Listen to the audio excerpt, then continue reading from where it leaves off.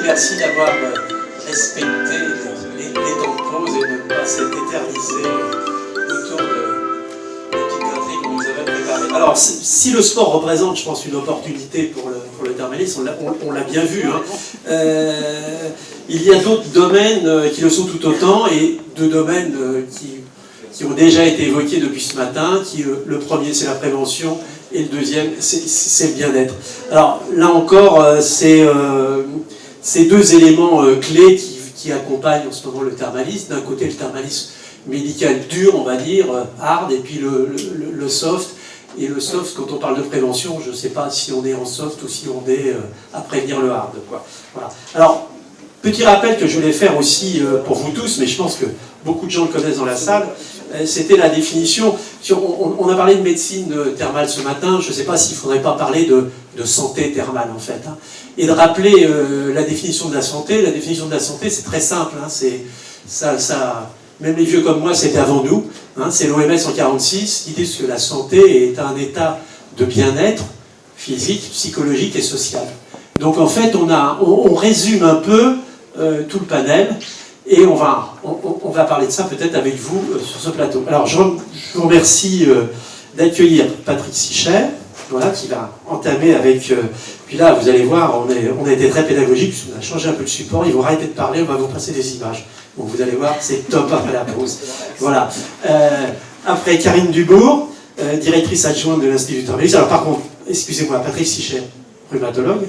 Voilà. Et donc vous allez nous parler effectivement de ce que vous faites au niveau rhumato et de ce que la médecine thermale peut apporter à vos patients. Hôpital de la Rivoisière, je ne me suis pas trompé, c'est ça? Donc vous êtes un Parisien?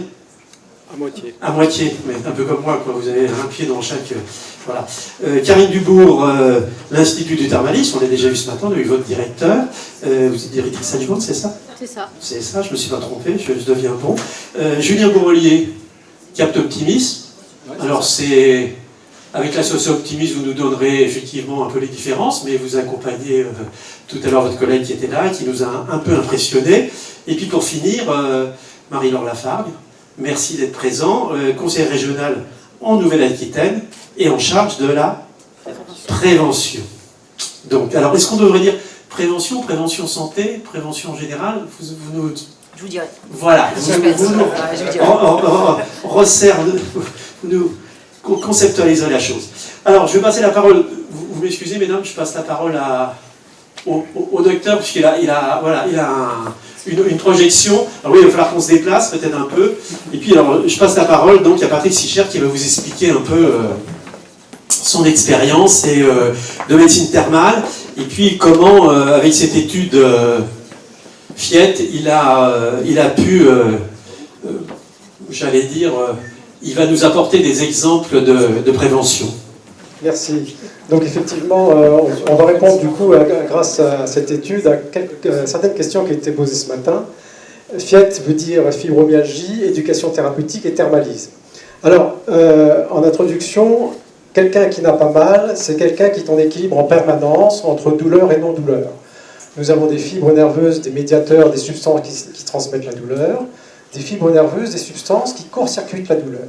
Quand vous vous cognez et que vous frottez la main, par exemple, vous stimulez les fibres qui vont court-circuiter la douleur. La fibromyalgie, c'est la fonction douleur qui n'est pas bonne, et donc, en permanence, la personne va être douloureuse sans que la non-douleur puisse compenser cette douleur. Donc, vous imaginez bien que ça puisse provoquer une vie pas si agréable que ça. Bon, ça c'est juste pour vous dire pourquoi je suis là. Et donc, je ne vais pas vous inquiétez pas, je ne vais pas faire un cours de médecine, mais donc vous avez compris que cette fonction douleur qui se situe au niveau du cerveau et de la moelle épinière n'est pas bonne. Et du coup, la personne va avoir mal un peu tout le temps, un peu tous les jours et un peu partout.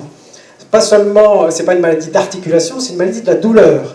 Donc ça peut être à certains endroits du corps qui sont souvent les mêmes. Ça s'accompagne donc de fatigue, d'autant plus qu'il y a la plupart du temps des troubles du sommeil. Et il y a une intimité, si je puis dire, entre troubles du sommeil et douleur qui est tout à fait importante, avec donc ce dérouillage matinal qui est pénible. Et comme vous voyez ici, ça peut être un panel, si je puis dire, de douleurs. Ça peut être des douleurs d'origine gynécologique, ça peut être des douleurs d'origine gastro-entérologiques, notamment ce qu'on appelle le côlon fonctionnel ou le côlon irritable, et puis les maux de tête qui sont un exemple parmi d'autres. Donc, vous imaginez bien que ce syndrome douloureux va avoir un retentissement important dans la vie de tous les jours, d'autant plus que c'est une douleur qui est variable, et puis une douleur, c'est très difficile souvent à décrire, à évaluer. Tout ceci reste souvent dans le domaine de l'interrogatoire, puisque l'examen clinique chez ces patientes, parce que ce sont des patientes 9 fois sur 10, notamment pour des raisons hormonales, et c'est l'examen clinique, à part les zones douloureuses que l'on retrouve, ne montre rien, ou peu de choses, et les examens complémentaires non plus. Alors, on arrive à quelque chose de particulier qui s'appelle dans le jargon l'allodynie. C'est-à-dire que vous appuyez sur un endroit et ça déclenche une douleur, alors que normalement, il n'y a pas du tout de désordre anatomique, il n'y a pas d'hématome, il n'y a rien, mais la personne, on va appuyer sur certains endroits du corps qu'on va toujours retrouver d'une consultation à l'autre. C'est assez caractéristique et ça a fait partie des critères à un moment donné. Et toujours associé à des troubles du sommeil, de l'humeur, voire de l'anxiété, de la dépression. Et c'est vrai que quand on se lève tous les matins en se disant « ça y est, je vais avoir mal », si on n'a pas déjà été réveillé par la douleur, c'est pas facile à vivre. Ça, c'est juste pour vous dire qu'on sait très bien à l'heure actuelle où est l'origine de ce type de syndrome. Donc, quoi, il prend sa source, grâce notamment aux imageries d'IRM fonctionnelles, qui sont des imageries tout à fait particulières, donc je passe. Et puis, ce qui est important aussi, c'est que, à retenir sur cette diapo, c'est un seuil douloureux. On a tous un seuil douloureux, et plus ce seuil est bas, plus on va avoir mal. Et dans la fibromyalgie, ce seuil est plus bas que normalement, et donc c'est pour ça que ces femmes vont avoir plus de douleurs sans rien faire et sans les provoquer pour autant. Et puis toujours, les troubles du sommeil, ça c'est très important. Toute douleur persistante. Maintenant, nous, dans notre jargon, on préfère dire persistant que chronique, parce que le côté chronique a un côté un peu désespérant, alors que persistant, ça veut dire qu'on peut aussi trouver des solutions.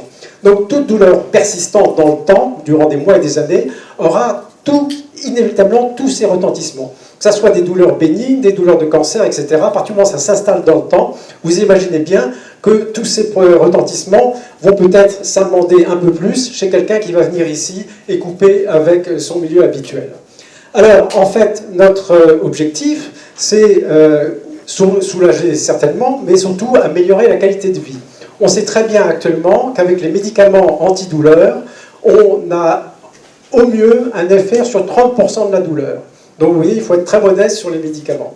Donc, le but aussi va être ce qu'on appelle lutter contre la kinésiophobie, kiné et mouvement, kinésithérapeute, phobie du mouvement. Ce sont des personnes qui ont tellement peur d'avoir mal qu'elles ne bougent plus, qu'elles deviennent sédentaires, alors que justement, on sait que l'activité physique a un effet antidouleur, et ça, c'est très important. Donc, on a évidemment à aborder la douleur avec ces patientes de façon fondamentale, par l'interrogatoire, par l'échange, par l'écoute, et en les rassurant. Surtout que dans la douleur, comme vous voyez cette liste ici, les anti-inflammatoires, ça ne marche pas parce que ce n'est pas une maladie d'inflammation, c'est une maladie de la douleur. Pourquoi les antipyrétiques? Parce qu'on s'en sert aussi comme antidouleur dans certaines douleurs neuropathiques, dans les douleurs où les nerfs sont touchés, comme le zona par exemple. Ici, ça ne marche pas. Pareil pour les antidépresseurs qu'on propose aussi comme antidouleur, mais ici, ça ne marche pas très bien. Le paracétamol, c'est un médicament antidouleur, mais qui a une action plutôt périphérique. Alors là, ici, on est dans les centres, qui sont les centres de la douleur, qui sont en cause.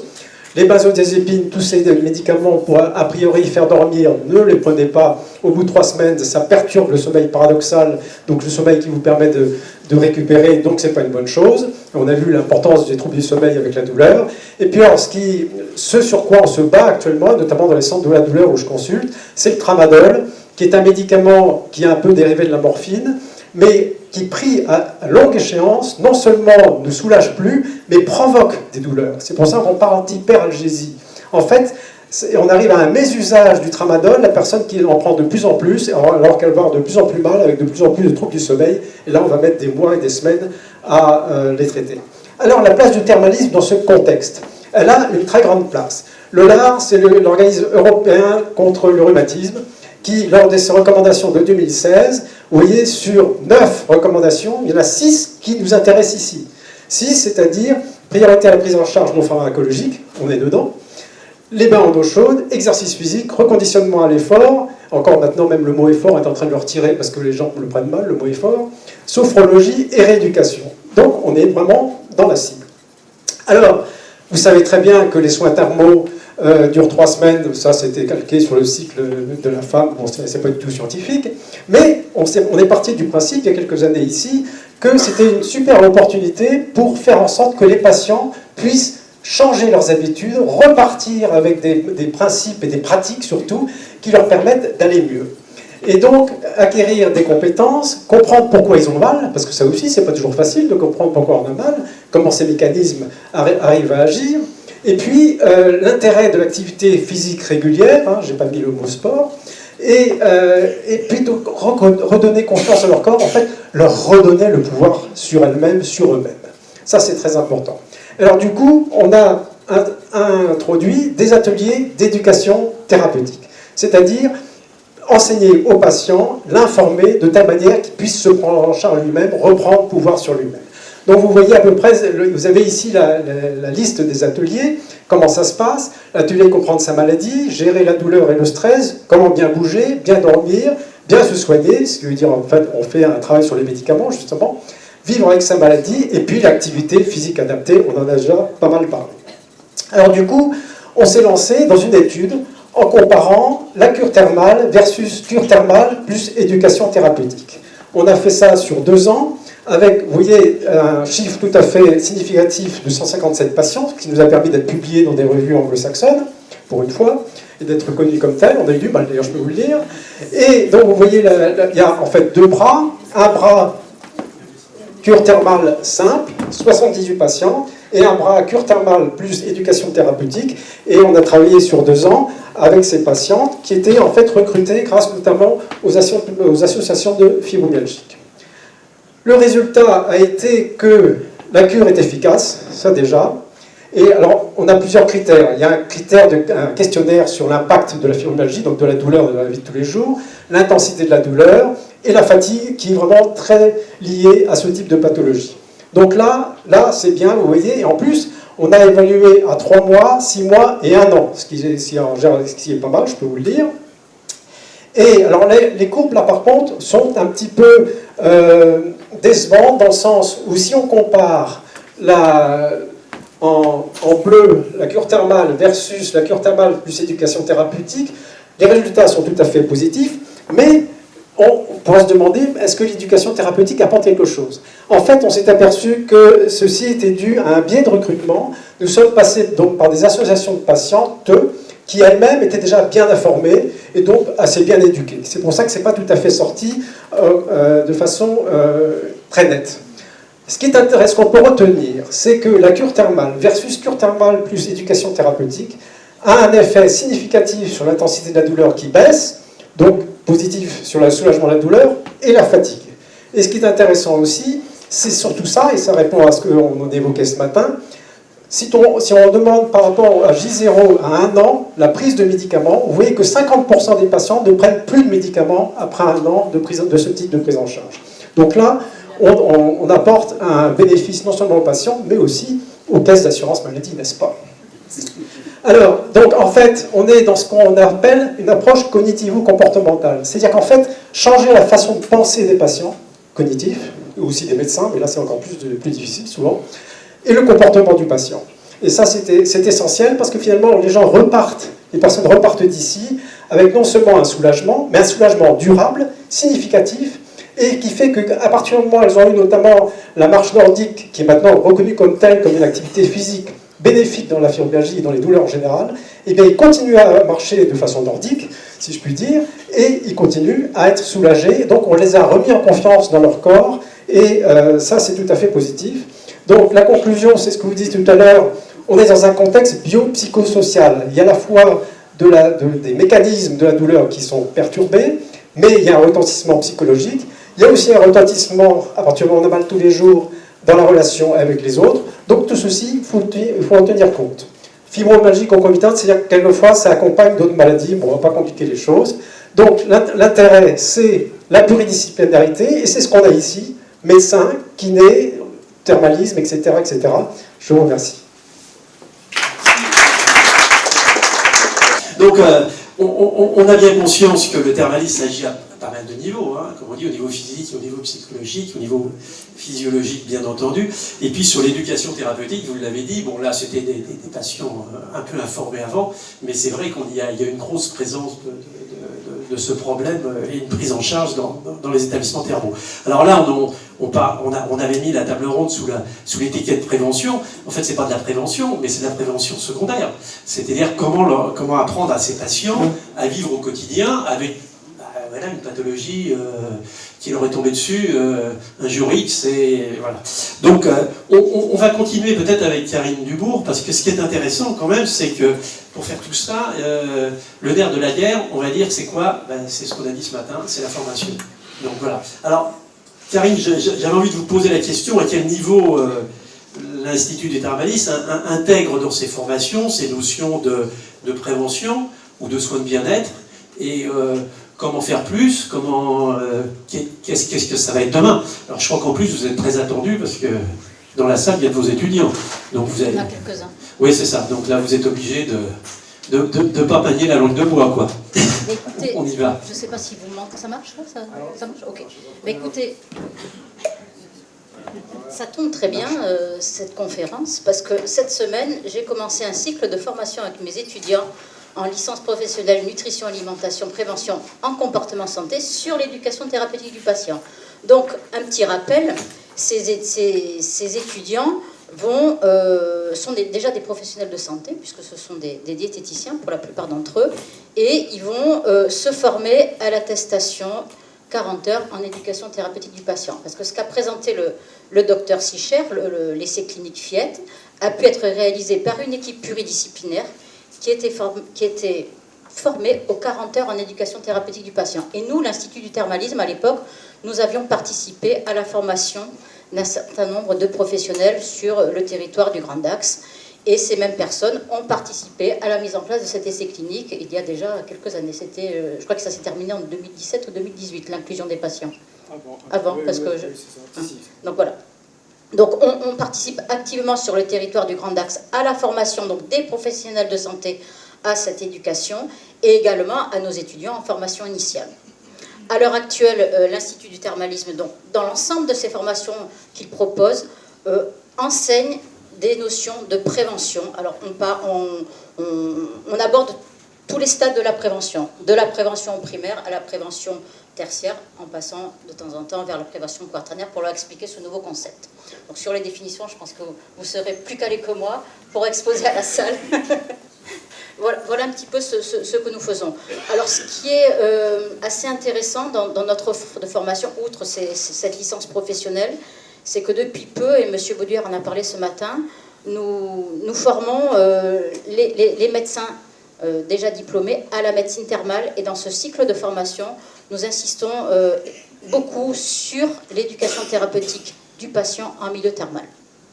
Puisque au niveau national, le TP en milieu thermal se développe énormément. Alors je reprends mes notes. Il y a à l'heure actuelle environ 30 programmes d'éducation thérapeutique qui sont déployés dans les stations thermales françaises, ce qui est très bien. Outre la fibromyalgie, comme ça a été développé, à Dax, on a travaillé sur les programmes ETP relatifs à l'arthrose, ETP éducarthrose.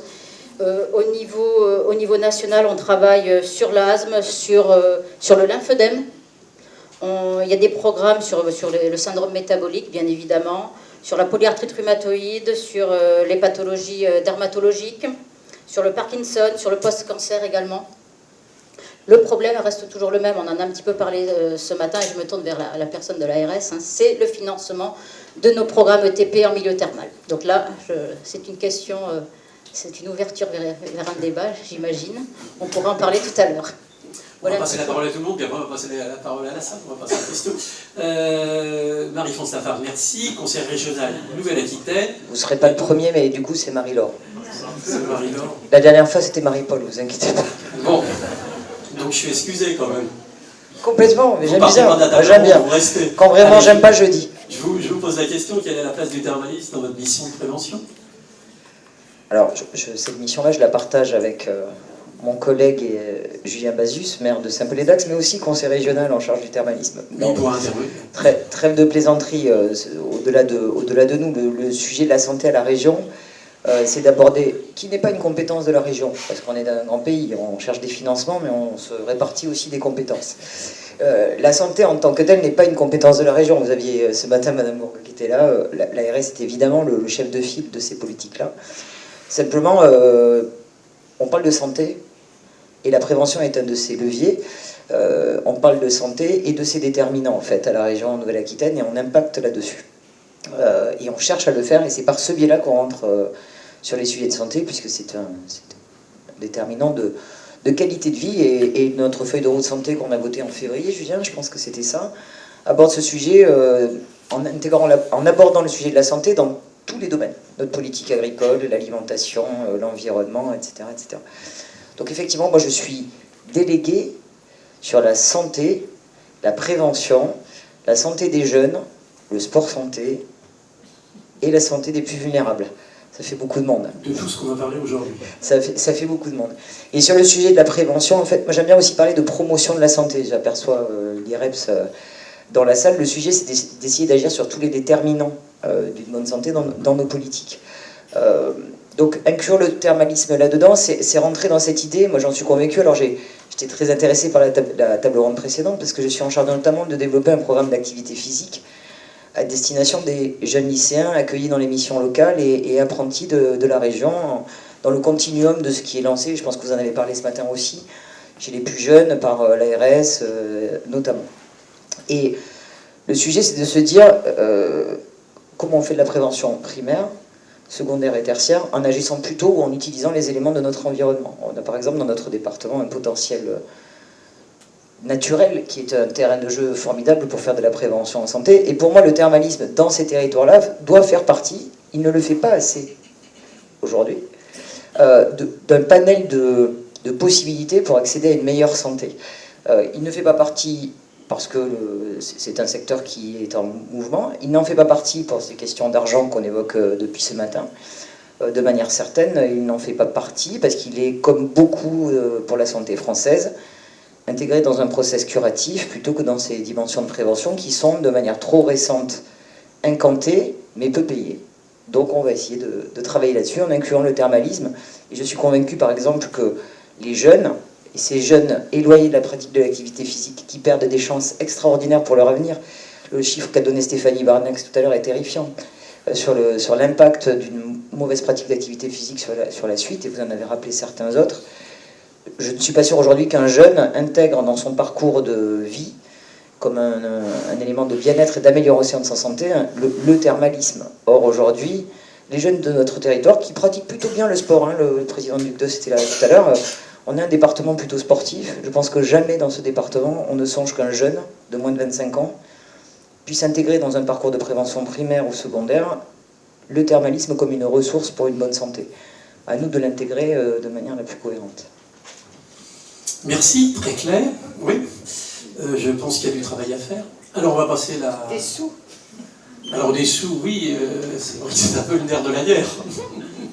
Donc ça, je vous laisse aller les chercher, quoi. Mais bon, c'est vrai que du plus jeune âge On n'a pas d'argent, c'est-à-dire qu'aujourd'hui, et je pense que l'ARS est dans la même démarche, et on est souvent d'ailleurs en cofinancement sur ces projets, l'idée c'est, on n'est pas toujours d'accord sur la manière d'impulser cette innovation-là et de l'accompagner, mais c'est bien cette idée d'aller au moins en amont d'un financement qu'on espère plus pérenne, puisqu'on a désormais un grand ministère de la prévention et de la santé, si je ne dis pas de bêtises. oui, c'est ça. Mais c'est au moins à travers ces fonds publics sous forme de subventions aujourd'hui, on le fait notamment avec Optimiste, de venir vérifier que sur des initiatives, et sous réserve que les indicateurs ensuite puissent nous démontrer que c'est le cas, il y a quand même cette vraie volonté publique et partagée par les acteurs publics d'impulser, de soutenir ceux qui innovent. Charge à nous de vérifier que ça marche avant de pouvoir imaginer le développement. Donc il n'y a pas d'argent. Je rêve en revanche d'un jour où effectivement la sécurité sociale, mais ça ne dépend ni des ARS ni de nous, reconnaîtrait les soins de prévention comme un acte de soin à proprement parler, remboursé par la sécurité sociale. Bien sûr. Alors je crois qu'on a franchi une première marche, c'est ce que disait un des intervenants ce matin. C'est vrai que le ministère s'appelle Santé et Prévention. C'est la première fois, quoi, hein. Dans l'histoire, on l'a jamais entendu, et dans les pratiquants de terrain, ça fait des années qu'ils demandaient ce volet prévention. Julien Bourrelier, optimiste. Oui. Alors, expliquez-nous, ou dites-nous, aborder le thermalisme sous le volant de la prévention. Est-ce que ça vous paraît pertinent dans ce que vous développez et comment, où est l'articulation, voilà. Et puis expliquez-moi un peu, voilà, votre collaboration au niveau de la société d'optimisme. Je vous explique déjà, je vais peut-être un peu plus loin ce que vous a expliqué Stéphanie et introduit Stéphanie ce matin. L'association Optimiste a été créée en 2015 à partir de l'histoire de vie de Stéphanie. Mais on n'a pas tous le mental d'une Stéphanie Barnex, d'un Philippe ou d'un Sébastien. Et c'est là toute l'idée d'Optimiste. C'est de donner l'espoir à des personnes qui traversent leur océan, que l'activité, se fixer des objectifs, se fixer des défis, peut leur redonner du courage pour ce qu'ils ont à affronter et de la confiance en eux. Et j'ai bien aimé votre présentation sur de l'éducation à l'activité physique, parce que la clé, elle est là. On veut faire que tout le monde devienne des sportives et des sportifs, mais je pense qu'il faut déjà leur donner confiance en eux, à investir le monde de l'activité physique, du sport, et d'essayer de leur faire comprendre en quoi ça sera bon pour eux maintenant, et puis aussi dans plusieurs années. Parce que quand on parle de prévention, l'une des difficultés à laquelle on se confronte, c'est de faire comprendre aux personnes que si elles ne se mettent pas à l'activité physique maintenant, ou au sport maintenant, et bien dans quelques années, elles ont plus de risques de développer des maladies. Ça, c'est très dur comme message à faire passer. Quand on a affaire à des patients qui ont déjà traversé la maladie, eux, c'est une évidence pour eux. Ils se sont retrouvés au creux de la vague. Nous, on a été là pour les accompagner, et on les aide, on les accompagne à remonter. Pour eux, c'est, on va dire, plus facile. Des fois, c'est juste un petit coup de pouce, un petit coup d'élan, on les met sur le tremplin, puis elles sont reparties. C'est exactement ce qu'on fait à Optimiste. Sur la base d'un programme issu du monde de la recherche, hein, on n'a rien inventé, sauf qu'on le fait dans la vraie vie. Ce qui se passe dans la recherche, pour être chercheur associé à INSERM, je sais comment ça marche, c'est qu'on étudie effectivement l'impact d'un programme, mais un peu en mode laboratoire, où il y a des biais, où on n'est pas dans la vraie vie. Au sein de l'association, on agit dans la vraie vie, où les personnes ont à la fois une famille, elles traversent la maladie, elles ont leurs problématiques au niveau professionnel, et puis on les invite à venir pratiquer régulièrement une activité physique. Parce que la clé, au final, c'est d'être régulier dans sa pratique. On ne parle pas d'activité physique comme ça, fait sur le pouce, d'un côté, le dimanche matin, etc. Pour que ça soit efficace, et ça c'est la recherche qui nous le dit, il faut au minimum de 3 séances par semaine. Donc il faut qu'on soit régulier, il faut qu'on apprenne à intégrer dans notre quotidien la pratique sportive, la pratique d'activité physique. Moi, ce que j'ai appris en rencontrant Stéphanie, en rencontrant Alexandra, les deux cofondatrices de l'association Optimiste, c'est qu'on pouvait parler de sport, en fait. C'est qu'on pouvait parler de sport parce que la différence entre l'activité physique et le sport, c'est que dans le sport, on se fixe des objectifs. Et en fait, la clé, elle est là, parce que moi-même, je ne pratique pas de l'activité physique, je pratique du sport. Parce que j'ai envie de faire un trail, parce que j'ai envie d'aller jouer avec les copains, parce que, vous voyez, il y a cette motivation à apporter. Donc la clé, c'est là, c'est de donner envie aux gens de pratiquer une activité régulière, alors qu'elle soit physique, qu'elle soit culturelle, mais en tout cas une activité où ils se sentent en confiance. C'est tout l'intérêt d'Optimiste. Alors on agit, nous, en prévention secondaire, en prévention tertiaire, avec des personnes qui sont en cours ou fin de traitement d'un cancer. Ça, c'était nos actions historiques. On s'est ouvert à d'autres pathologies persistantes. J'ai bien aimé aussi le mot persistante, parce que dans la gestion du temps et de l'épée de Damoclès qu'il y a à chaque fois au-dessus de notre tête quand on est atteint la première fois d'un cancer ou qu'on a des syndromes métaboliques, on est toujours à craindre le pire.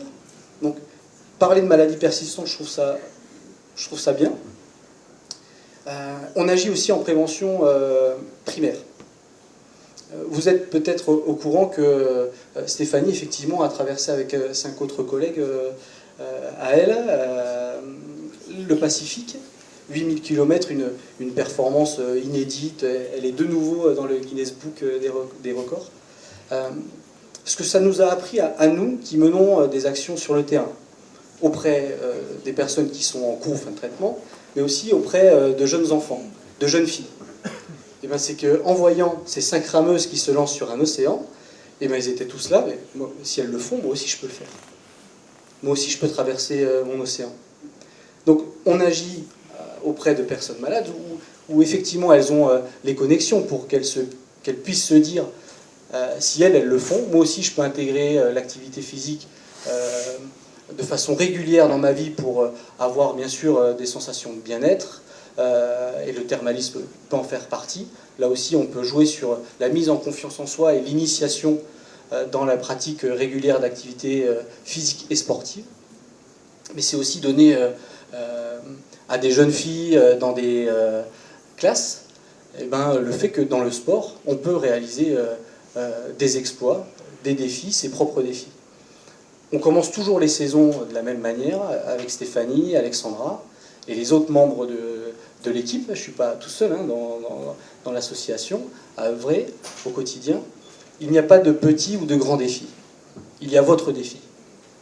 Et apprendre aux gens à se fixer leurs propres défis, c'est tout le travail que l'on mène pendant 10 mois.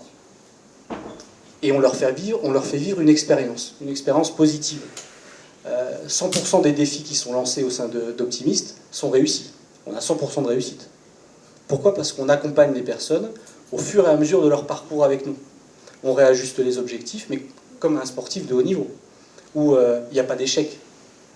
Il y a des victoires où soit ils apprennent.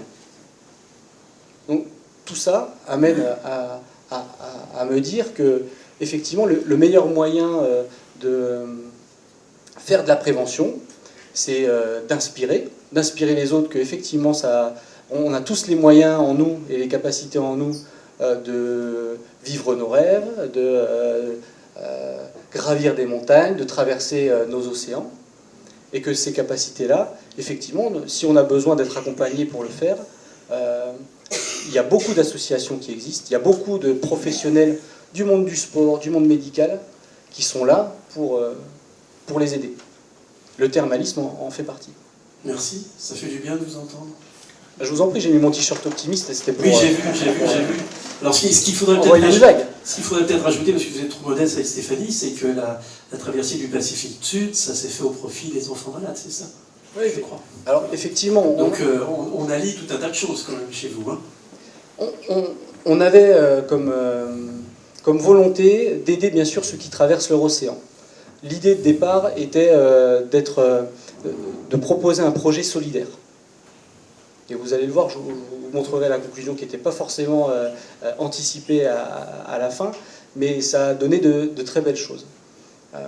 Ce projet solidaire, on l'a voulu auprès des enfants et des adolescents qui traversent la maladie. Donc on a été voir les professionnels de santé qui œuvraient aux côtés de ces enfants-là pour les accompagner dans le traitement pour le cancer. Et ces enfants, ces adolescents traversent bien sûr la maladie avec leur famille. L'idée, c'était de leur dire qu'il fallait rester actifs pendant les traitements et surtout leur permettre de leur ouvrir les yeux et de leur faire reprendre confiance en eux quant au fait de pouvoir pousser à la fin des traitements de nouveau la porte d'une association sportive. Parce que au final, un enfant et un adolescent, à l'inverse d'un adulte, c'est qu'il y a une phase de traitement très marquée dans le cancer, en pédiatrie. Ils restent pendant quelques mois à l'hôpital, bien accompagnés, et ensuite ils sortent pour reprendre leur vie d'enfants et d'adolescents. Donc ils retournent très vite à l'école, ils retournent très vite, pour ceux qui sont bien accompagnés, dans une association sportive, association culturelle, etc. Donc nous, l'intérêt, c'était d'être présents pendant les traitements. On a installé 9 totems sportifs au sein des services hospitaliers de la région, et puis on a même été en Polynésie française, a mené une action en Polynésie française où on a installé tout un dispositif pour apporter de l'activité physique au chevet de ces enfants et adolescents. Et puis on a monté tout un programme, le programme Super Optimiste, parce que comme l'a dit Stéphanie, chez nous les adultes que l'on suit ce sont des optimistes, les enfants et les adolescents que l'on suit ce sont des super optimistes. On les accompagne à réaliser leurs défis sportifs. Alors on a Arthur qui a 8 ans qui a relevé un défi autour de l'escalade, on a Ange qui a 22 ans qui est en rémission qui allait repartir dans sa vie d'étudiant et qui a fait un défi autour du surf. On prône bien sûr les activités de plein air, on a un terrain de jeu qui est propice à ça. Et là où je voulais en venir tout à l'heure sur ma conclusion, c'est qu'effectivement on a voulu le projet solidaire et que le travail qu'on a fait avec les écoles, pour ceux qui n'étaient pas forcément malades, on a lancé un projet qui s'appelait Un défi dans mon école. Plusieurs classes, on en a eu une 60aine, ont relevé cette année un défi sportif collectif. Ces défis sportifs collectifs, au-delà de rassembler autour d'un objectif commun, de réaliser une distance, de parcourir un certain nombre de kilomètres, à vélo, en marchant, en courant, etc., ont été pour la plupart des défis solidaires, à l'initiative des enfants et des équipes pédagogiques. Donc l'idée de transmettre des valeurs sur le sport, sur l'activité physique régulière, sur la notion d'objectif à se fixer, ça c'était notre objectif, on va dire, prioritaire. On ne se doutait pas qu'au vu de ce que réalisaient les rameuses, les 6 rameuses, les enfants aussi voulaient être solidaires par rapport à des causes qu'ils ont sélectionnées, qu'ils défendent au quotidien, et c'est souvent des associations qui étaient proches de leur école. Merci pour tout ça, je vois qu'on ne vous arrêterait pas, quoi. Parce que vous faites tellement d'actions, oui, on peut en parler toute l'après-midi. Alors on est obligé de vous arrêter, peut-être quelques questions avant de passer à la deuxième moitié de la table ronde. Si dans la salle vous avez des questions, oui. Monsieur Dubois. Thierry Dubois, le micro. Merci. Je voudrais intervenir sur une interrogation que Karine Dubourg a posée à Madame Lafargue sur le financement de la prévention. Et moi, c'est un sujet qui me tient particulièrement à cœur et que je mène avec combat et grande difficulté et un insuccès très fort. Je m'explique. La prévention, quand on en parle au ministère de la Santé, à la CNAM, tout le monde y est favorable. Et quand on leur dit, ben nous, Thermalisme, on a une dizaine de programmes de prévention qu'on peut mettre en place, mais il faut nous donner un financement complémentaire parce que nos tarifs ne nous permettent pas de couvrir cette prise en charge complémentaire. On ne demande pas beaucoup, hein, on demande 200-300 euros sur 3 semaines, hein, c'est de cet ordre-là. Ah, on nous répond, mais ça va augmenter les dépenses de l'assurance maladie. Alors, effectivement, moi, je suis un chef d'entreprise, j'ai une formation plutôt gestion, les chiffres, je comprends bien. Il faut considérer que la prévention, c'est un investissement. Donc le retour sur investissement ne peut pas être immédiat. C'est-à-dire, je fais de la prévention, 3 mois après, 6 mois après, j'aurai moins de dépenses de santé. La prévention, à mon avis, c'est quelque chose à moyen-long terme. Personne d'une certaine importance, puisque c'est notre actuel président de la République, quand il a été nommé, a dit la prévention, ça commence dès la naissance. Et sur ce point-là, je suis entièrement d'accord avec lui. Car je pense que la prévention, couplée à l'éducation thérapeutique, ça permet, madame, comme vous l'avez très justement dit, de vivre en meilleure santé le plus longtemps possible, de reculer, dans la majorité des cas, pas la totalité, des problèmes de santé chroniques qui coûtent cher. Et il est dommage que dès qu'on parle avec des représentants de l'État, la comptabilité publique, il y a 2 colonnes, une colonne dépenses, une colonne recettes, et ne sont pas capables, ce que nous faisons, nous, en gestion d'entreprise, on fait des amortissements pour les investissements, des trucs comme ça, qui fait qu'on va rentabiliser à moyen terme les investissements qui sont faits. Voilà ce que je veux. Merci Thierry. Donc, formation thérapeutique des gens du ministère, leur apprendre à planifier effectivement les investissements pour un retour sur investissement futur. On est d'accord. Peut-être si vous le permettez, bien sûr. En même temps. Oui, oui. Voilà, peut-être que ma réponse ne va pas vous satisfaire entièrement, en tout cas pour aujourd'hui. Mais je reste convaincue, comme vous l'avez dit, qu'il faut investir dans la prévention pour avoir du retour. Pour ce qui concerne l'éducation thérapeutique, et vous l'avez évoqué ce matin, le fait que le thermalisme soit dans un statut, entre guillemets, de premier recours, hein, de médecine de ville, c'est peut-être ce qui a freiné le financement initial de l'éducation thérapeutique. Parce que si on remonte à la loi hôpital patient territoire de 2010 qui a créé les ARS, les programmes d'éducation thérapeutique au départ ont été donnés à des hôpitaux et des établissements de santé qui développaient effectivement derrière de l'éducation thérapeutique avec des équipes formées, comme vous l'avez évoqué, les 40 heures, etc. L'ouverture qui va venir et qui est imminente, et on l'a déjà inscrit dans le projet régional de santé et le schéma régional de santé jusqu'en 2028, là, qui est en cours de consultation et de révision. On va ouvrir l'éducation thérapeutique à la médecine libérale et aux libéraux. Et donc je pense, depuis ce matin, avec tout ce qui a été dit, que par ce biais, on pourra financer, alors au départ, on veut surtout les maisons de santé pluriprofessionnelles, les communautés pluriprofessionnelles de territoire, de santé, qu'on appelle les CPTS, et donc c'est un regroupement de professionnels du premier recours qui, et nous on le défend en Nouvelle-Aquitaine particulièrement, pour qu'on puisse effectivement financer des programmes d'éducation thérapeutique dans ce cadre. Donc peut-être que c'est le bon moment et on verra voilà, dès 2024 comment on peut financer ce type de programme à condition évidemment d'avoir le feu vert du ministère, mais en tout cas ça fait partie des propositions qui sont soutenues et je pense qu'il y aura moyen d'y inscrire la médecine thermale par ce biais. Et c'est peut-être ça qui a été un frein, c'était pas intellectuellement inintéressant. Mais on a un cadre réglementaire, comme vous le dites, qui est des fois un peu psychorigide, on l'admet, mais l'argent public, évidemment, on est tenu aussi de le gérer. Et c'est peut-être pour ça qu'on oublie, peut-être à tort, l'investissement dont vous venez de parler et qui portera ses fruits, effectivement, sur un temps plus long. Merci de votre retour et on veut croire à votre optimisme pour rappeler une réaction de notre plateau, non? Une autre question? Oui? Moi j'ai une question sur la douleur, forcément ça m'interpelle. En fait, sur votre étude,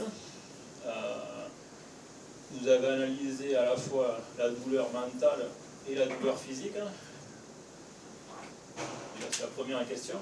Et comment vous êtes arrivé à trouver des solutions. En fait, c'est ça qui m'intéresse. C'est voilà, quel pourcentage dans la douleur il y a entre la douleur physique et la douleur mentale. Donc je rebondis après, en suivant, c'est sur la prévention, parce que bon, on a parlé de cancers qui sont des pathologies graves. Et je pense qu'on parle que le mal du siècle, c'est le mal de dos. Mais je pense que le stress est en train de prendre le dessus sur tout ça. Et quand on parle de prévention, on a le burn-out qui fait de gros dégâts psychologiques. Donc en termes de prévention, je pense que c'est quand même important. Et je rejoins l'avis d'une personne qui est chef d'entreprise, c'est que quand on se retrouve avec des arrêts maladie de 3 semaines, 1 an, voire 2 ans, le coût il est réel pour la société, quoi. Donc l'investissement sur la prévention mentale de la personne est aussi important. Alors, le seul moyen de ne pas avoir de douleur, c'est de mourir. Ce n'est pas forcément notre objectif. Donc ça sous-entend qu'on a toujours la tête sur le corps. Et donc on ne peut pas séparer les deux. Même à un moment donné, il y avait eu un travail, une publication anglaise, et pour beaucoup de patients, même le terme psychosomatique est souvent vécu comme une insulte, comme le terme hystérique. Donc c'est pour ça que moi, on n'a pas fait, on ne coupe pas, c'est pas possible. Il y a un tel retentissement de part et d'autre, que, heureusement d'ailleurs. Et c'est pas justement en changeant le pouvoir du patient par son cerveau, mais dans son bon sens du terme, qu'on arrive à changer les habitudes et à le soulager. Donc c'est pour ça que nous, on n'a pas... Alors l'évaluation de la douleur, effectivement, on évalue l'intensité de la douleur, mais on a ce qu'on appelle la qualité de vie. Et la qualité de vie, c'est pas que la douleur. C'est le retentissement dans la vie de tous les jours. Et ça, ce sont des échelles qui sont tout à fait objectives et que le patient remplit. Donc, effectivement, le sommeil, la qualité de vie, tout ceci est lié globalement dans cette prise en charge de la douleur. Est-ce que j'ai répondu à la question? Oui. En fait, je voulais savoir en fait, la démarche de l'étude, si elle était, si vous aviez fait un distinguo entre les douleurs. Voilà, oui, en fait, c'est une évaluation globale, à la fois de la douleur, de son intensité et de son retentissement dans la vie de tous les jours. Et vous n'avez jamais, on a tout le temps l'impression qu'on étudie le mal. Vous n'avez pas fait des études sur les gens qui se portent bien. J'ai fait un module qui s'appelle le up and down. Et bon, c'est vrai que des fois c'est aussi dangereux d'être dans l'euphorie, parce que du coup on ne regarde pas trop ce qui se passe. Et dès qu'on n'est pas bien, voilà, ça y est, c'est la fin du monde. Donc voilà, peut-être prendre des bonnes attitudes pour les descendre. Alors, il y a pas mal de littérature qui compare des personnes douloureuses à des personnes non douloureuses. Et donc ça existe. Nous, on ne l'a pas fait parce qu'on a pris que des patients douloureux. Mais ça existe. Oui, on a...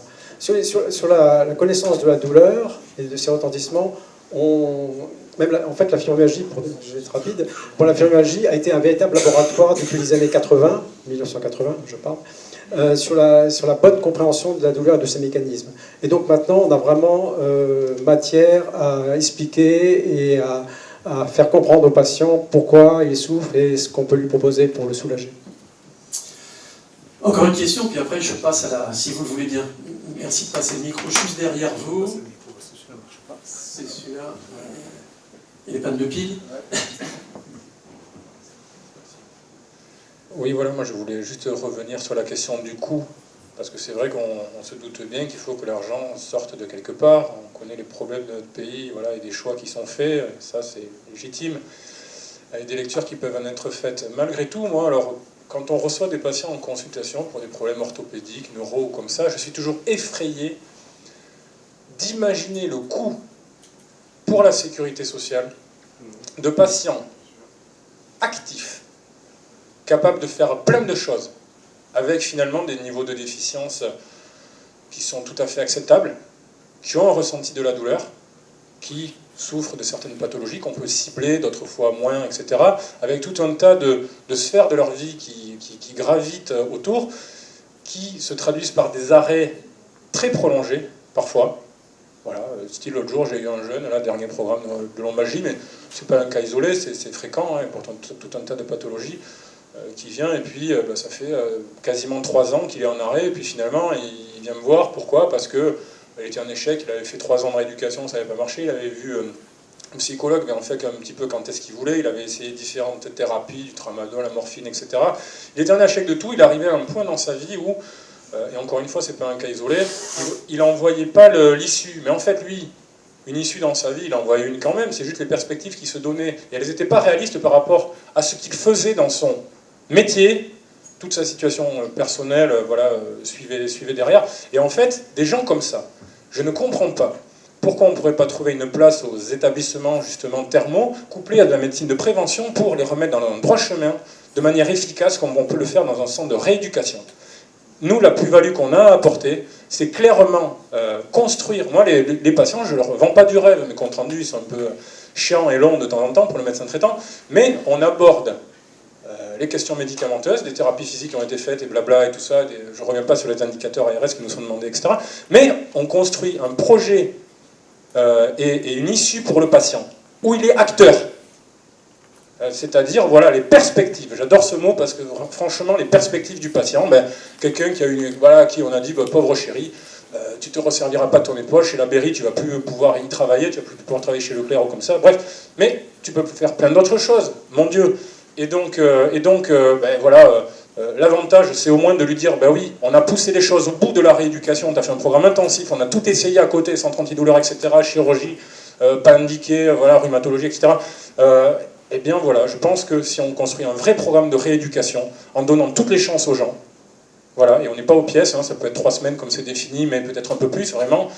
Si on a un effet plateau, on considère les choses, et le patient avant tout, eh bien on peut arriver à des résultats qui vont couper des financements d'arrêt de travail prolongés, alors que ça peut être fait d'emblée, et le patient en plus il est content, parce qu'il sort de là, il se dit, tiens, je ne peux plus travailler dans un rayon, j'ai bien compris, je vais être mis en rapport avec l'assurance maladie ou comme ça, pour pouvoir faire une reconversion, je suis dans le droit chemin, je le sais, il reprend confiance, et là ça change tout.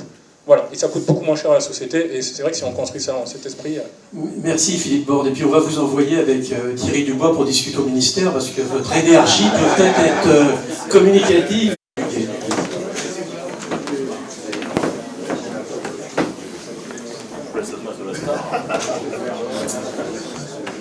Allez, merci, tout le monde a une place, c'est parfait. Alors, docteur Duprat, on va commencer par vous, puis vous êtes à côté de moi.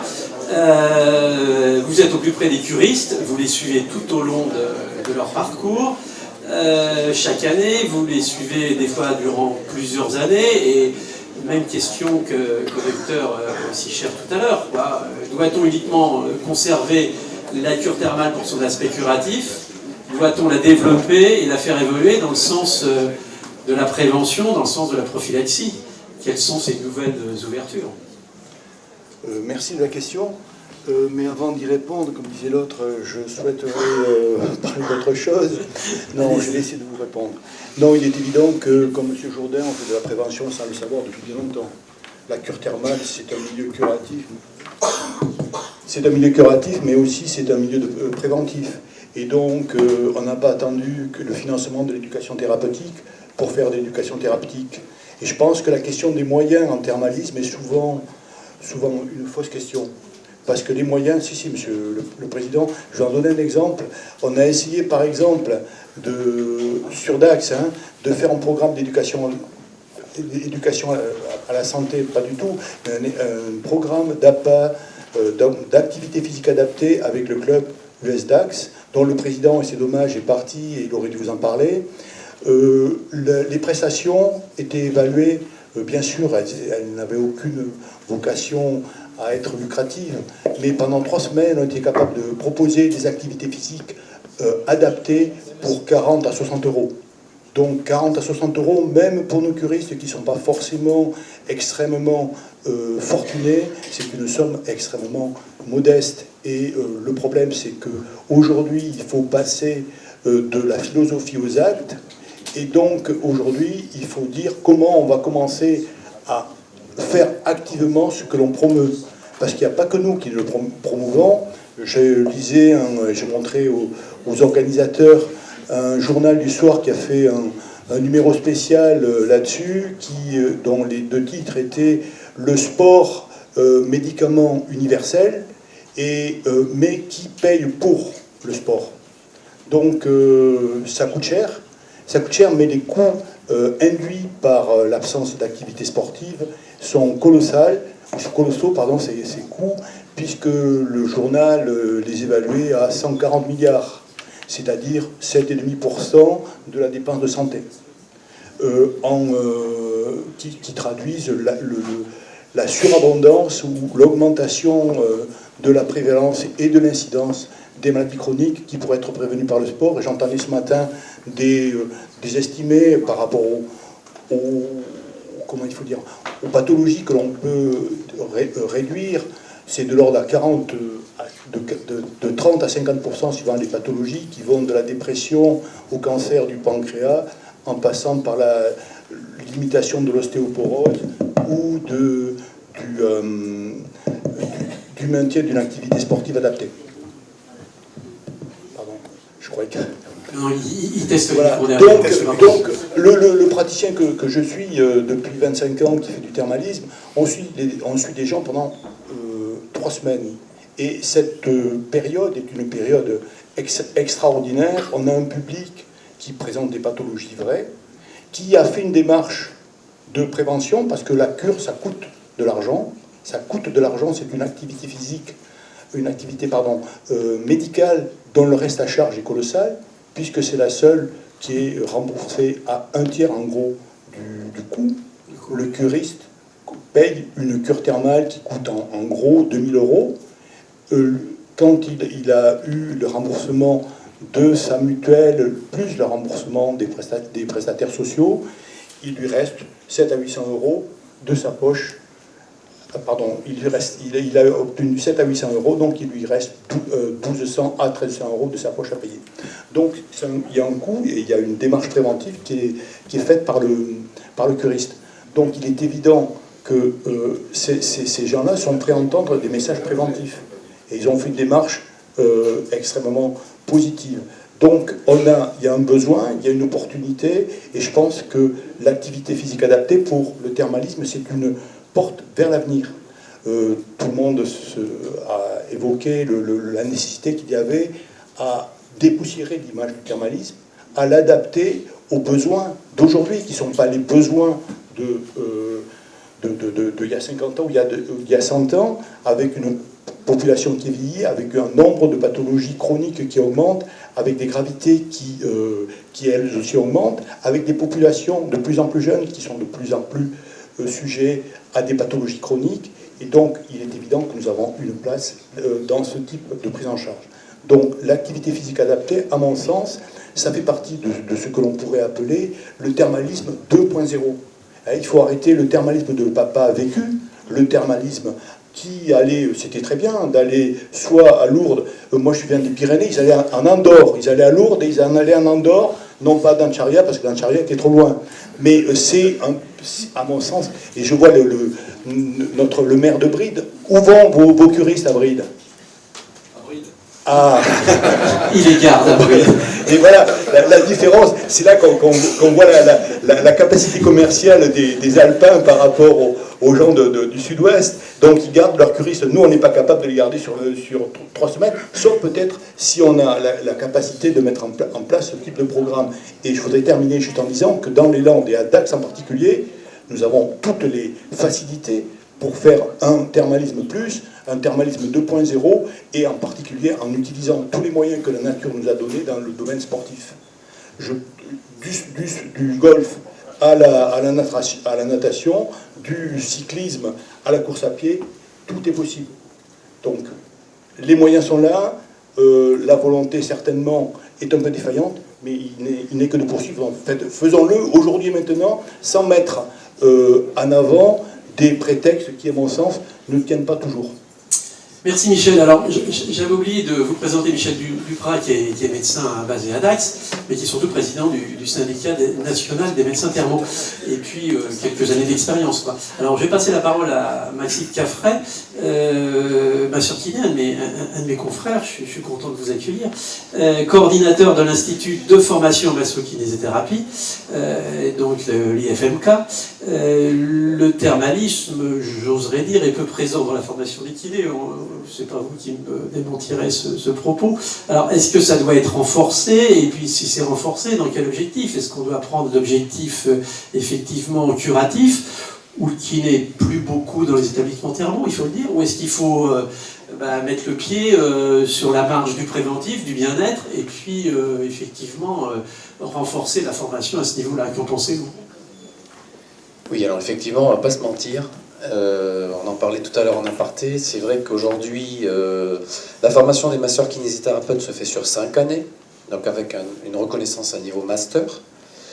Et ce programme actuel, il a été refondu en 2015.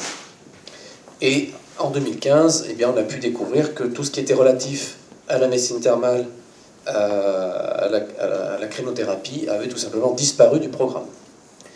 Donc, un peu à l'image, je dirais, des kinésithérapeutes dans les établissements thermaux, et peut-être, si je suis un peu provocateur, un peu à l'image de la journée d'aujourd'hui. Parce que si je demande aujourd'hui dans la salle, est-ce qu'il y a des kinés? Nous avons Arnaud Laborde, le terme de Sodus, vous-même et moi-même. Voilà, donc c'est déjà une réponse. Alors, bien sûr, à Dax, il y a des enseignements sur le thermalisme. C'était indispensable, on ne pouvait pas faire autrement. Donc moi j'ai une petite expérience dans le milieu thermal, puisque j'ai été responsable de l'hôpital thermal à Dax pendant 6 ans. Donc effectivement, ils ont, en dernière année, en 5e année, aujourd'hui sur mon école, il y a 2 heures d'enseignement uniquement, donc qui est un enseignement plutôt informatif. Voilà. Donc c'est vrai que c'est quelque chose qu'il faudrait renforcer, mais ça montre aussi qu'il y a du travail à faire pour revoir l'image de la médecine thermale au sens large auprès des kinésithérapeutes. Mais il y a aussi un travail à faire pour revaloriser la place des kinésithérapeutes dans les établissements thermaux. Et ça, c'est quelque chose qu'on essaye de faire. Donc, le professeur Bauduère en a parlé un petit peu ce matin avec le docteur Duprat et le conseil de l'ordre des kinésithérapeutes. Nous travaillons actuellement à un projet de création d'un métier intermédiaire, d'un nouveau métier, pour renforcer la place des kinés, à la fois revaloriser la place des kinésithérapeutes dans les établissements, et aussi leur permettre aux curistes de continuer à avoir des soins aujourd'hui qui devraient être réalisés par des kinés et qui dans beaucoup de structures ne le sont plus. Et voilà, il y a des établissements dans le Grand Axe qui aujourd'hui ne proposent plus de massage, par exemple. Pas parce qu'ils ne veulent plus en faire, mais parce qu'il n'y a plus de soignants pour le faire. Une petite chose que je voudrais dire aussi, c'est qu'il faut faire attention parce que depuis ce matin, on a beaucoup parlé d'activité physique adaptée et c'est très bien. Je crois qu'aujourd'hui, ces professionnels répondent à une demande, ils sont bien formés, mais on a aussi entendu des personnes, et notamment M. le Président du CNET, qui a rappelé très fort justement que la médecine thermale, c'est une médecine. Et ça, c'est important. C'est pas une petite médecine secondaire, c'est une médecine. Et si on veut qu'elle reste une médecine, il faut qu'il y ait des professionnels de santé dans les établissements. Et aujourd'hui, qui sont les professionnels de santé dans les établissements? C'est en général une infirmière et les kinés. S'il n'y a plus de kinés demain, non, j'ai pas oublié le médecin, mais c'est parce que souvent ils ne sont pas dans les établissements. J'ai vu un petit soubresaut sur ma droite. La santé, la vibration de la chaise. Oui, oui. Non, je ne les ai pas oubliés. Mais ceux qui sont là sur la journée en fait de soins, c'est ceux-là. Donc c'est important qu'on renforce, d'où l'idée de créer un nouveau métier pour renforcer donc la présence de ces soignants.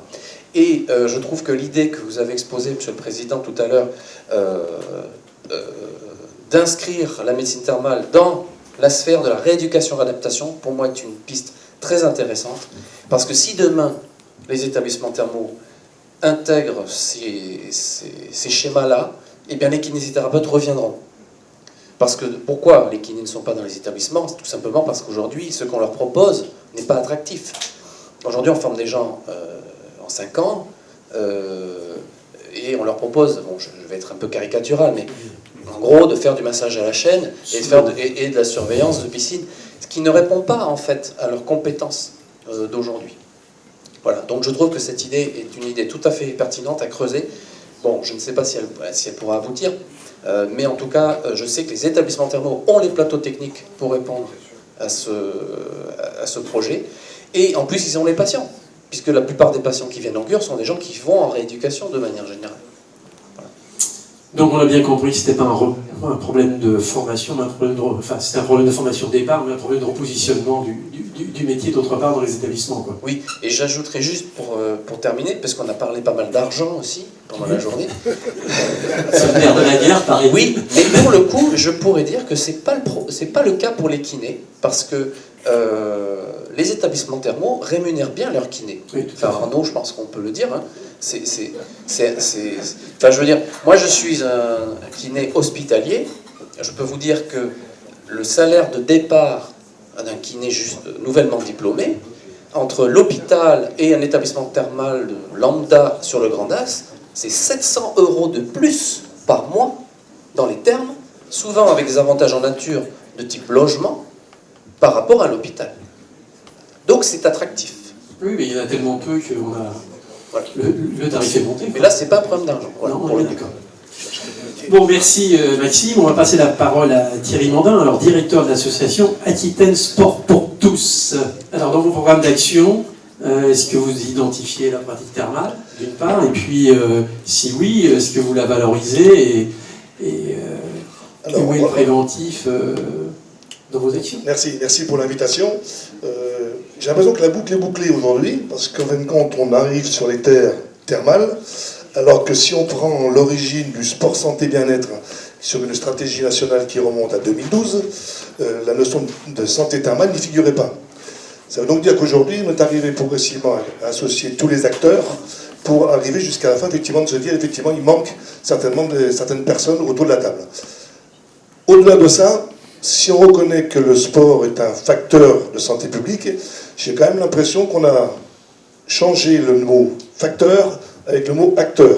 Ce qui fait qu'on s'est retrouvé, le sport s'est retrouvé au milieu des institutions, s'est retrouvé au milieu des mondes associatifs, acteurs de santé. Le sport lui-même a intégré cette dimension, et il existe d'ailleurs un code du sport santé, établi bien sûr par les médecins. Et progressivement, les fédérations même se sont appropriées ce concept. Un concept qui a évolué sur les 10 ans. Donc en clair, on est sur une notion qui est relativement récente. On est passé de la santé physique à la santé psychologique. Et aujourd'hui, on parle de santé sociale. On voit bien qu'il y a un crescendo, on y rajoute des valeurs. Même la notion de bien-être, qui figure dans la stratégie nationale, même au début, n'était pas spécialement très claire et très définissable. Parce que le bien-être par lui-même, on l'a dit plusieurs fois, chacun d'entre nous, on a une perception de ce bien-être. Ce qui fait qu'au milieu de ces acteurs institutionnels, associatifs et territoriaux, parce que je pense que ceux-là, effectivement, sont complètement concernés, surtout les collectivités locales et les communautés de communes, se sont retrouvés au travers des contrats locaux de santé ou des contrats territoriaux de santé à incorporer la pratique physique et sportive comme justement facteur de santé et de mieux-être sur leur territoire. Beaucoup de collectivités, et là je veux prendre le chapeau un petit peu de mes interventions, on intervient sur deux secteurs, le secteur animation et le secteur formation. Et dans le secteur animation, depuis une bonne dizaine d'années, on a été confronté à de nombreux élus qui ont toujours dit il faudrait que je puisse proposer à ma collectivité des animations sportives ou physiques, mais je n'ai pas l'offre. En face de moi, j'ai un monde associatif pas spécialement formé, pas spécialement convaincu, pas toujours disponible. Que puis-je faire? Sinon que d'essayer de recruter peut-être des éducateurs sportifs à vocation sport-santé, ce sera mon deuxième chapitre. Donc, encore une fois, ces acteurs territoriaux sont un peu démunis. Pas plus tard qu'il y a 2 jours, j'étais dans la communauté de communes du Grand Saint-Émilionnais. Saint-Émilion, ça vous parle? Parce que là, on est un petit peu dans le tourisme thermal, on peut faire du tourisme sur les territoires. Et c'est vrai qu'ils ont la même notion. Comment fait-on pour intégrer la pratique physique, alors que la compétence, ça a été dit tout à l'heure, la compétence des collectivités locales et territoriales n'est pas toujours en direction de la pratique sportive. Et on le récupère par le biais du social, voire de la jeunesse, et on fait une espèce de mixture pour arriver à faire en sorte qu'on puisse proposer pour l'ensemble des populations. Ça va aussi bien sur l'éveil corporel avec les petits sur la motricité, ça passe par les activités dites de santé pour les adultes qui ne font plus du sport et de compétition, et la prise en compte des populations vieillissantes. Tout ça, ça a donné effectivement de nombreuses animations pendant une bonne dizaine d'années, et un secteur sur lequel je rejoins effectivement mes collègues, c'est effectivement la formation. On s'est retrouvé confronté à former des éducateurs sportifs qui au départ n'ont pas cette composante, cette compétence de santé, soit parce qu'ils n'ont pas eu l'approche médicale et encore en termes de connaissances. Et donc, on a donc été amené progressivement à intégrer cette notion et faire ce qu'on appelle les certificats de spécialité. Alors, au départ, c'était en lien avec ce qu'on appelle l'animation et maintien d'autonomie de la personne. Donc là, on était sur des populations vieillissantes. Mais aujourd'hui, on voit bien qu'il faut aborder l'ensemble des secteurs, aussi bien prévention, parce que ça c'est le thème de la table ronde, donc des gens qui ne font pas de sport et qu'on ramène à la pratique sportive, il faut les accueillir, les motiver et les maintenir à la pratique. Deuxième secteur, et là je rejoins effectivement une certaine difficulté de pouvoir prendre en compte des pathologies, elles ont été nommées, que ce soit les problèmes de cancer, que ce soit les problèmes d'obésité, les problèmes cardiaques, on voit bien qu'on a des difficultés à appréhender. La 4-5 qu'on essaie d'identifier, mais toujours en lien avec le corps médical. Et puis la dernière, c'est sur les publics un peu plus spécifiques, publics handicapés ou publics dits seniors. Cette formation, aujourd'hui, elle est au début, de balbutiement. On voit bien qu'il y a besoin de complémentarité et certainement en lien avec le corps médical. Mais encore une fois, j'ai quand même l'impression que le sport, il est pris un petit peu dans cet étau institutionnel, un petit peu commercial, et dans lesquels on ne sait pas trop bien se situer. On avance à petits pas, à tâtons. Et si on trouve un bon collègue sur un territoire donné on fait quelque chose. Alors, je prends l'exemple ici de Dax, je pense qu'il y a une volonté locale, il y a des institutions, il y a des partenaires, il y a des clubs, il y a le comité départemental olympique, ça c'est l'identité territoriale qui crée la dynamique. Mais il y a beaucoup de territoires où il n'y a pas ces dynamiques-là, et que souvent, je peux penser, s'il y a des élus dans la salle, certaines collectivités qui sont effectivement perdues. Si je vous dis que puisque la Nouvelle-Aquitaine aujourd'hui est très très large, si je vous dis que la semaine prochaine je suis à Bona, au nord de Guéret dans la Creuse, qui ce matin m'appelle en disant qu'est-ce qu'on peut faire pour le sport santé, sachant que je n'ai rien. La seule chose dans laquelle je peux m'inscrire aujourd'hui, c'est le dispositif PEPS, plus ou moins naissant sur le département de la Creuse, et dans lequel on va essayer, dans la mesure du possible, de convaincre des docteurs locaux ou territoriaux qui vont bien vouloir faire la prescription d'activité physique. C'est pas gagné, parce que derrière, il faut trouver les bonnes associations, il faut trouver les éducateurs qui vont bien vouloir prendre en charge ce secteur-là. Donc deux champs, sur une dizaine d'années, donc encore une fois, quelque chose de récent, en construction, les animations à développer, la formation à compléter, et puis surtout de se dire que la dimension thermale, parce qu'on est quand même sur cette thématique-là, oui, elle a forcément un rôle à jouer. Les éducateurs sportifs peuvent avoir des personnes avant les cures, peuvent avoir des personnes pendant les cures, et des personnes juste après les cures. Comment les accueille-t-on? On n'a pas, aujourd'hui, intégré dans la stratégie régionale du sport santé bien-être. Alors, ça arrive à échéance, hein. Le plan d'action, il était de 2019 à 2024. Donc on peut se poser la question aujourd'hui, qui évalue ce plan? Est-ce qu'on se met autour de la table, on évalue les actions? Et maintenant, que fait-on de ça pour aller plus loin? L'idée, c'est d'aller plus loin. C'est ce que j'ai un petit peu retenu depuis cet après-midi quand je suis arrivé. J'ai entendu et un terme que je reprends, qui a été dit, c'est les perspectives. Qu'est-ce qu'on fait? Qu'est-ce qu'on fait maintenant de tout ça, sachant que tous les acteurs ont été identifiés, toutes les stratégies, entre guillemets, ont été définies. Ok, j'ai compris que la dimension économique, c'était le nerf de la guerre, c'est celle qui... Voilà. On est d'accord. Voilà, merci de ce panel. On va passer la parole à votre voisin de gauche, Thomas Van Der Broek. Il faut présenter les instances régionales d'éducation et de promotion de la santé. Alors effectivement, des gros concepts à 17h07, ça va être un peu chaud. Faut y aller fort, là, voilà. D'abord, j'en profite, Marie-Laure Lafargue en a déjà un petit peu parlé, donc effectivement, au niveau des IREPS, donc les instances régionales d'éducation et de promotion de la santé, on est basé dans différentes régions, et donc moi je dépends de celle de Nouvelle-Aquitaine. Alors effectivement, notre champ d'action, c'est la promotion de la santé. Alors la promotion de la santé, pour ceux qui maîtrisent peu, c'est en gros, qu'est-ce qu'on peut faire pour influencer la santé d'une population ou d'un individu? Et on se rend compte qu'il y a 5 grands axes en fait à travailler. C'est les compétences de l'individu. Et ça, c'est vrai, on a tous conscience, et c'est ce qu'on fait la plupart du temps. Et c'est vrai qu'on le fait bien. Alors on a tendance à bombarder leur genre d'informations. On part du principe que parce qu'ils savent, ils vont faire, mais on sait que ça ne suffit pas. Et pourquoi ça ne suffit pas? Parce que c'est qu'un seul axe sur les 5. Le deuxième axe, ça va être d'arriver à associer justement les communautés sociales, les groupes de vie, les communautés de vie de la personne, la famille, l'entourage, les amis, les collègues, mais aussi tous les professionnels avec lesquels on travaille et qui nous accompagnent au quotidien. On le voit dans le champ du thermalisme, hein, quand le curiste rentre chez lui, qui il a autour de lui? Et si ce qu'il voit pendant 3 semaines en cure, c'est détruit quand il rentre à la maison, ou c'est pas suivi par les professionnels qui l'accompagnent là où il habite et là où il vit, ça ne peut pas marcher.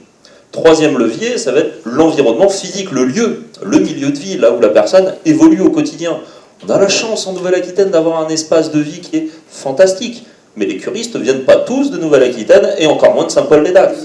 Donc effectivement, c'est ça aussi, c'est comment... Alors ils viendront peut-être s'installer un jour, qui sait. Mais en tout cas, l'idée c'est comment justement on peut aménager les environnements urbains. J'en parlais un petit peu en aparté ce matin sur les études d'impact en santé. Justement, regardez autour de moi, qu'est-ce qui est favorable à la santé ou qu'est-ce qui ne l'est pas, et sur quel levier environnemental je peux jouer pour favoriser la santé des gens. Un exemple tout bête, avoir des trottoirs en bon état qui permettent de se déplacer sans tomber. C'est la base, hein. Avoir des bancs pour ne pas s'arrêter quand on a des difficultés pour marcher. Si on n'a pas de bancs, qu'on a des trottoirs en mauvais état, on ne sort pas de chez soi. Enfin, c'est la base. Quatrième aspect, le côté législatif, le côté loi, le côté politique, le côté financier. Effectivement, on en a beaucoup parlé. Effectivement, on voit que c'est un aspect qui est compliqué là aujourd'hui parce que y a des choix qui doivent être posés, mais qui peuvent être pris à différents échelons. Alors on a la chance, c'est d'avoir le niveau national, c'est sûr, mais on a des échelons régionaux, et effectivement on le voit, hein, le Conseil régional de Nouvelle-Aquitaine est hyper investi, en tout cas dans le champ de la prévention, et c'est plutôt un bon point. On a un conseil départemental dans les Landes qui est plutôt très moteur aussi sur toutes les dimensions sociales et d'appui aux associations. Donc c'est aussi un gros avantage qu'on a. Et puis après, dès qu'on arrive sur les collectivités, on peut arriver au niveau des communes, des communautés d'agglomération, où là, effectivement, ça nécessite un investissement, de réfléchir en tout cas de toutes ces dimensions de santé. Et pour ça, il y a des contrats locaux de santé qui existent. Effectivement, Saint-Paul-les-Dax et le Grand Dax, du coup, se sont lancés un petit peu dans cette aventure. Et on y est presque bientôt. Le futur CLS va être signé, en tout cas pour le Grand Dax. Donc voilà, encore une dimension qui est importante. Et la dernière dimension, c'est la connaissance des structures et des dispositifs qui existent.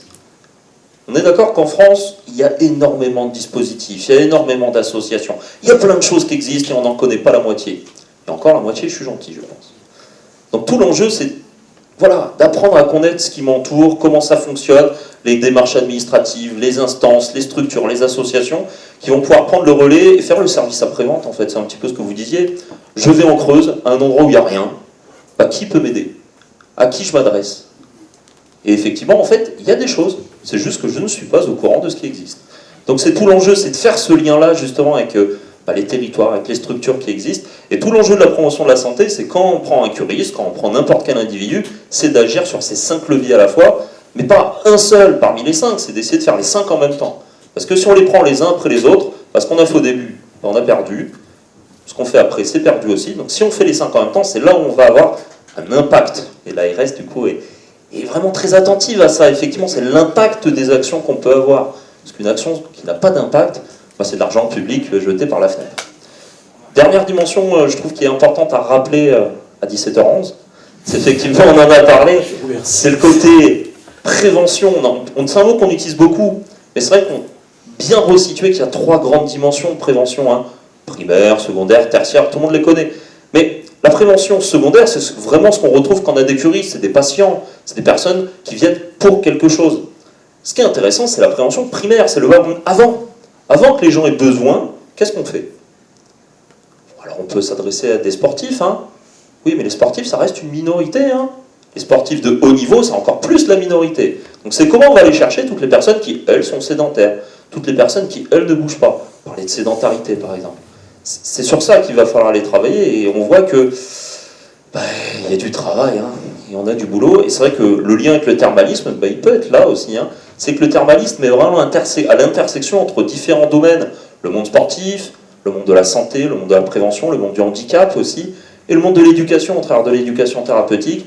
Et je pense qu'il y a plein de petites de liens, de travail en réseau qui doivent se mettre en place. On va dire que ça fait que 40 ans à Saint-Paul-les-Dax, donc on a encore plein de choses à faire, mais c'est partout. C'est vraiment le travail en réseau, savoir ce que fait l'autre, et comment on peut travailler ensemble pour essayer de développer cette santé publique, donc la santé de la population. Merci Thomas, c'était synthétique, concret, bien envoyé, bravo. Et puis ça a résumé plein de choses qui ont été dites et qui sont importantes. Alors, ça va être à Benoît Duguet que va revenir le soin de clôturer. Benoît Duguet, cher sport, santé, bien-être à l'université de Poitiers. Alors vous avez le sport, la santé, le bien-être. Donc vous êtes obligé de conclure, parce que c'est les 2 tables rondes de la journée, en gros. Alors j'allais dire, où est la place du thermalisme dans votre chair, dans votre organisme, et si elle est positionnée, on va opter plus vers le bien-être, vers le préventif, vers le curatif.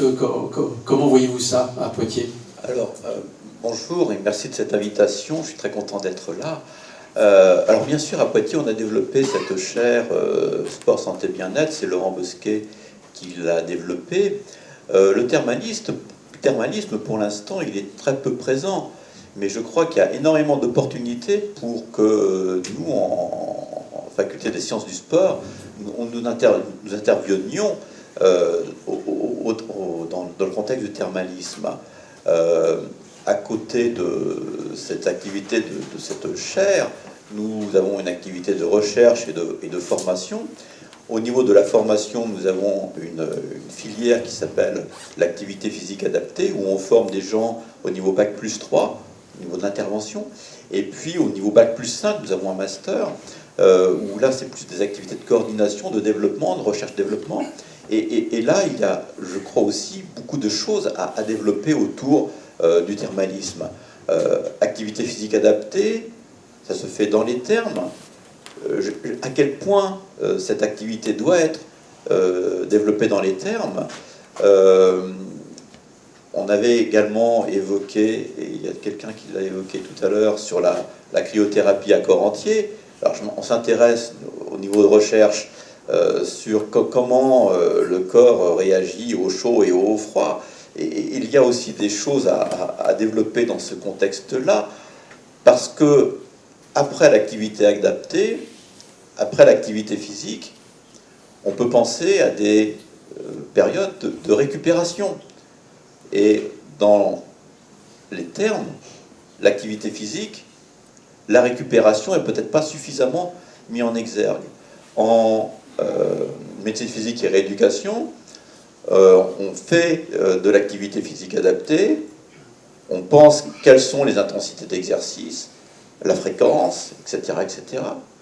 Mais on pense très peu à l'aspect récupération.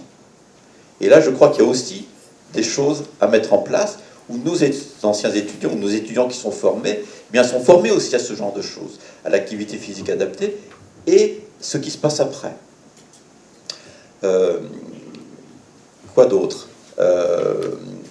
On s'intéresse à monitorer également, alors que ce soit pour nos enseignements, que ce soit pour notre recherche, par rapport à la chaire sport, santé, bien-être, on cherche à monitorer les états de fatigue lorsque l'on suit des athlètes. Et on a développé des concepts par rapport à cela qu'on essaye de mettre en place. Mais pour les Jeux Olympiques, on suit les athlètes de la Fédération française de natation. Et notre modèle, si on pense qu'il fonctionne, on a un certain nombre d'évidences, comme quoi, eh bien, quand on voit qu'il y a des états de fatigue qui sont un peu trop prononcés, eh bien, on met en place des activités de récupération supplémentaires. Et nos gens qui sont suivis, bien, finalement, sont moins fatigués, récupèrent mieux, et ils sont capables d'encaisser des séances nouvelles d'entraînement intense. Eh bien, ce modèle-là, on essaye de vouloir le mettre en place aussi pour le suivi de patients, des personnes en suivi de cancer, de personnes qui ont des douleurs, etc. Alors, on utilise le froid dans notre dispositif, et ça fonctionne très bien, sur le sommeil, sur l'inflammation, sur... Voilà. Donc, on essaye de développer des choses autour de cela, et... Alors, est-ce qu'on pourrait le mettre en place dans les termes, à côté des termes? Qui pourrait le mettre en place? Nos anciens étudiants, par exemple? Comment les accueillir? Les municipalités ont leur rôle à jouer par rapport à cela. Alors, j'oubliais aussi, dans notre faculté, on forme des gens au management du sport, tout ce qui est dans l'événementiel, tout ce qui est dans les politiques publiques. Avoir des gens comme cela dans les mairies pour pouvoir développer des initiatives entre mairies, les termes, des parcours sport-santé, avec des personnes qui sont formées pour accompagner les patients. Il y a des choses à faire. Donc il y a tout un panel, je crois, pour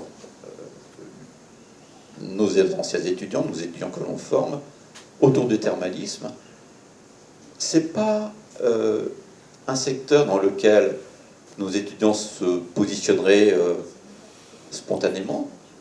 Alors j'ai commencé à faire intervenir, alors, il y a 2 semaines, j'ai fait intervenir dans un de mes cours la responsable des termes de Jonzac pour qu'elle présente le thermalisme à nos étudiants. Ils étaient un peu surpris, mais il y a vraiment des pistes à creuser avec les établissements. Si on peut servir d'intermédiaire pour proposer des idées, pour apporter eh bien, des acteurs avec nos étudiants, nos anciens étudiants, eh bien, je serais très heureux de pouvoir collaborer avec les instituts de thermalisme. Une synergie de travail. Quoi. Voilà, tout à fait. Alors, on va faire très court parce qu'on a déjà dépassé le temps qui nous était imparti. Est-ce qu'il y a des questions dans la salle impérative, on va dire, sinon on va conclure cette journée. Oui, Thierry Dubois, pardon. S'il vous plaît, voilà, passez le micro juste. Je suis désolé d'intervenir à nouveau, mais je ne pouvais pas rester sans donner quelques informations complémentaires aux représentants de l'IFMK. Évidemment, nous sommes très ennuyés par le manque de masseurs kinésithérapeutes dans les établissements. Donc nous travaillons sur 2 axes. Un premier axe, on a tout à fait conscience que le massage n'est pas gratifiant pour un masseur kinésithérapeute qui a fait 5 ans d'études. Donc nous souhaiterions obtenir, et nous travaillons là-dessus, pour qu'il y ait une sous-qualification pour faire des massages, comme ça se faisait au terme d'Aix-les-Bains du temps des termes nationaux. Nous ne désespérons pas d'y arriver, on est en relation avec le ministère, on travaille là-dessus. Ces professionnels seraient sous la responsabilité d'un masseur kinésithérapeute diplômé au sein de chaque établissement thermal qui emploierait ces personnes. Pour la rééducation fonctionnelle, je vous remercie de dire que c'est une très bonne chose. Ça marche ailleurs, donc il n'y a pas de raison que ça ne marche pas en France. Et alors, je n'ai pas eu le temps de développer ce matin, mais je voudrais dire deux, trois mots pour que vous compreniez bien ce que nous souhaitons faire. On a travaillé sur la question avec des professeurs de médecine physique, et ce que l'on souhaite faire, c'est 2 choses. La première, c'est la continuité de la prise en charge de la rééducation fonctionnelle pour des curistes qui, lorsqu'ils viennent en cure, sont obligés de l'arrêter ou alors de faire cette rééducation à l'extérieur en ville, puisque nous ne sommes pas aujourd'hui dans les établissements thermaux habilités à le faire. Poursuite de la prise en charge pendant la cure thermale. Deuxièmement, c'est ouvrir les centres thermaux comme plateau technique à des professionnels de santé sur le territoire où se trouve cet établissement thermal. Voilà, je voulais vous donner ces précisions, mais voilà un peu nos pistes de réflexion que nous sommes en train de...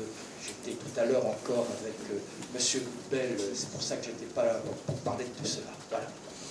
Merci Thierry Dubois de conforter les kinés. On est peu nombreux, mais on entend vos propos avec optimisme. Alors, je voudrais juste conclure, vous dire que mon impression, c'est que s'il se dégage un mot particulier de tous ces échanges de la journée, c'est le mot mutation. Le thermalisme s'est engagé dans une mutation sans précédent, je pense. La pratique thermale a, je pense, toute sa place. Ça me semble une évidence. Vous en êtes tous d'accord. Je pense que tout le monde a opté dans le même sens aujourd'hui. Ce qui va être déterminant, c'est les décisions qui vont être prises demain. Peut-être ce qu'on a vu tout à l'heure, les financements qui vont être accordés. Car c'est en fait une certitude, c'est aujourd'hui qu'il va s'inscrire le thermalisme de demain et la transformation. Alors merci à tous d'avoir participé à cette journée. Je voudrais remercier Julien Bassus d'avoir été l'initiateur de cette belle énergie et puis toute son équipe derrière avec qui nous avons travaillé avec l'officiel du thermalisme pour arriver à faire une journée qui soit, j'allais dire, fluide, cool, et j'espère qu'on a répondu à vos attentes. Merci à tous de nous avoir accordé votre confiance. Et puis on vous donne rendez-vous, alors je ne sais pas quand, mais très bientôt, parce que je pense que monsieur le maire aura envie de vous revoir très vite, tous autant que vous êtes, pour ces débats riches de toute nature. Merci à vous tous de cette dernière table ronde et d'avoir été, je suis désolé pour le temps que je vous ai accordé, qui est des fois un peu court, mais on avait tellement de monde à écouter aujourd'hui que je suis désolé d'avoir fait un peu de temps en temps des coupes-sons. Merci, bonne soirée à tous.